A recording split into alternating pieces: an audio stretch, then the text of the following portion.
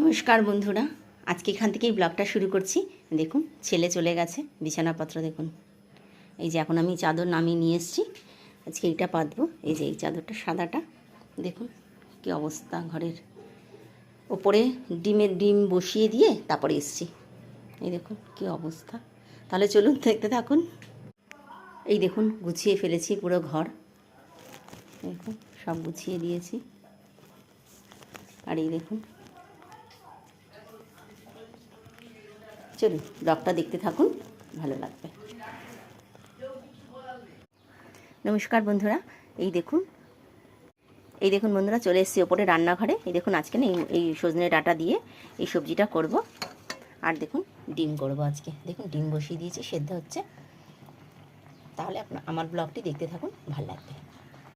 এই দেখুন পাঁচফোড়ন সম্বাদ দিয়েছি, তেজপাতা আর শুকনো লঙ্কা দিয়ে দিয়েছি।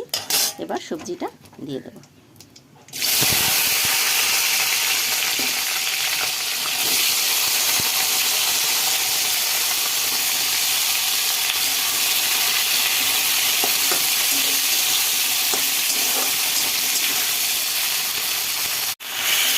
দেখুন নুন হলুদ দিয়ে দিয়েছি।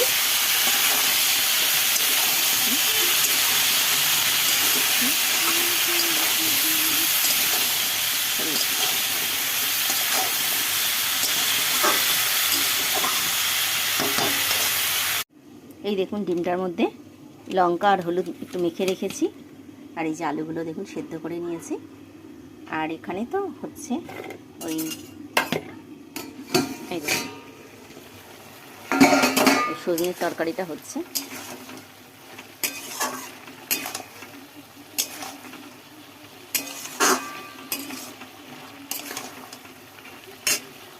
এই দেখুন ডিমের ঝোল করছি।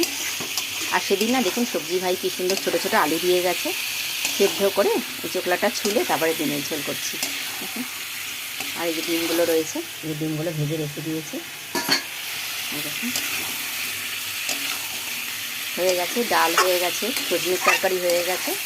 আর এখানে একটু বেগুন ভাজা কেটে রেখেছি। এই দেখুন করবো বেগুন ভাজা। তাহলে আজকে রান্না শেষ। এই দেখুন আজ রান্না করেছি সজনে ডাঁটা, আলু, গাজর আর এগুলো দিয়ে, কুমড়ো দিয়ে একটা তরকারি করেছি আলু দিয়ে। দেখুন এই যে একটু মাখা মাখা করে করেছি। এখানে করেছি ডিমের ঝোল, এখানে করেছি মুসুরির ডাল, আর এখানে করেছি বেগুন ভাজা, আর এখানে করেছি পেঁয়াজ রসুন শুকনো লঙ্কা আর একটু কালো জিরা ভাজা করেছি। এটা দিয়ে ভাত খাবো, দারুণ লাগে আমার ভাত খেতে।